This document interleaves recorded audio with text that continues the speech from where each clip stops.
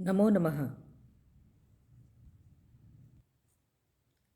BA तृतीय वर्ष की अंतरजालीय कक्षा में आप सभी का हार्दिक स्वागत है। हम प्रत्यय प्रकरण का अध्ययन कर रहे हैं। आज से हम तद्धित प्रत्यय का अध्ययन प्रारंभ करेंगे।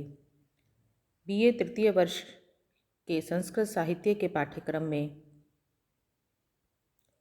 निर्धारित तद्धित प्रत्यय इस प्रकार हैं: ठक, मतुप, इमनिच, अण, छ, तरप, यसुन, इष्ठन, तमप, चिव, वाति, मयट, ढक और साति प्रत्यय।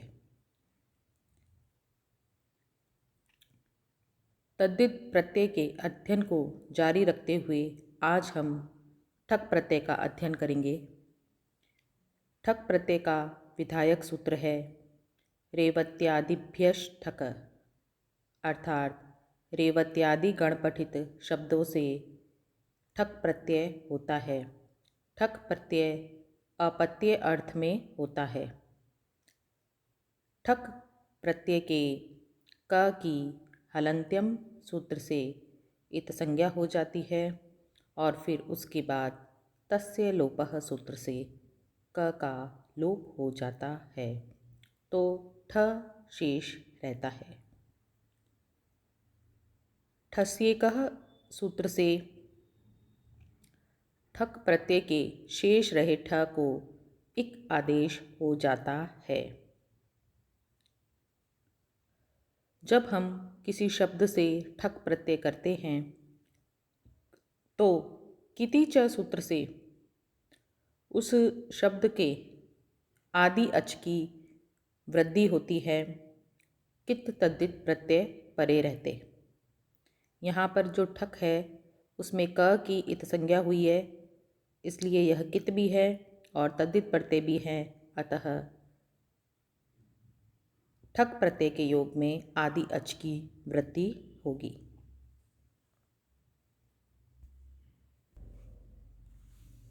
जैसे रेवती शब्द रेवत्यादि गण पठित है, इससे रेवत्यादिभ्यश् ठक सूत्र से ठक प्रत्यय का विधान करेंगे तो रेवती ठक यह स्थिति प्राप्त होगी।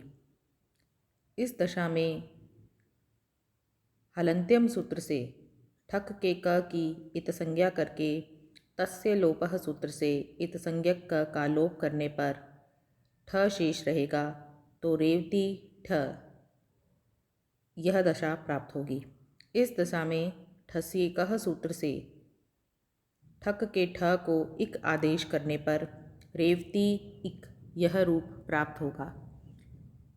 यचिभम सूत्र से रेवती के ई की भ संज्ञा करके यस्येति च सूत्र से इसका लोप करने पर रेवत इक यह रूप प्राप्त होगा। उसके बाद किति च सूत्र से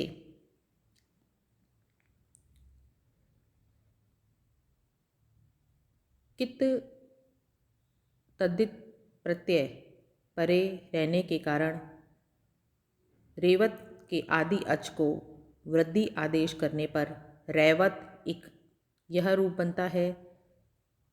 दोनों पदों का मेल करने पर रैवतिक यह रूप प्राप्त होता है। इसकी कृत तद्धित समासाश्च सूत्र से प्रातिपदिक संज्ञा करके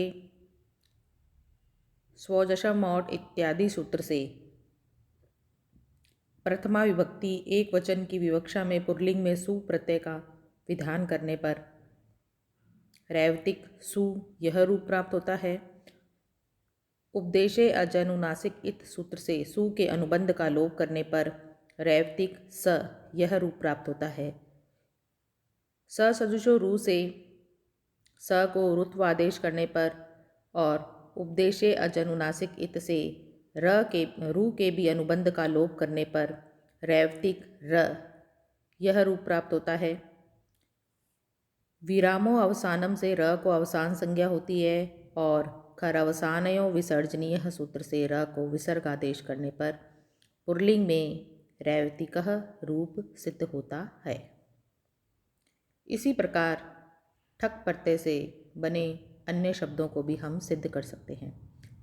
विद्यार्थियों, आपके प्रश्न पत्र में ऐसे ही शब्दों की सिद्धि करने के लिए आएगी, तो आपको प्रत्ययुक्त शब्द की सिद्धि की पूर्ण प्रक्रिया लिखनी होगी। इसी प्रकार अक्ष से ठक प्रत्यय करने पर आक्षिकः रूप सिद्ध होता है। दधि से ठक प्रत्यय करने पर नपुंसक लिंग में दादिकम रूप सिद्ध होता है।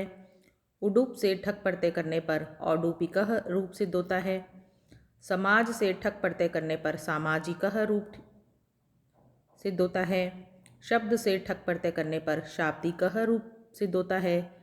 और दरदूर से ठक प्रत्यय करने पर दार्दूरिकः रूप सिद्ध होता है। दादिकम शब्द यहाँ पर नपुंसक लिंग में है, बाकी शब्द पुल्लिंग में हैं। सभी शब्दों में आदि वृद्धि की गई है और ठसिए क से ठ को एक आदेश किया गया है। इस प्रकार साथियों, आज हमने ठक प्रत्यय के संबंध में जानकारी प्राप्त करी।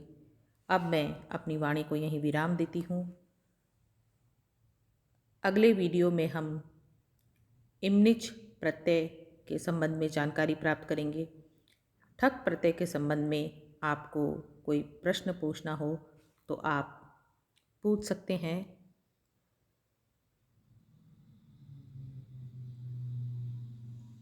धन्यवाद।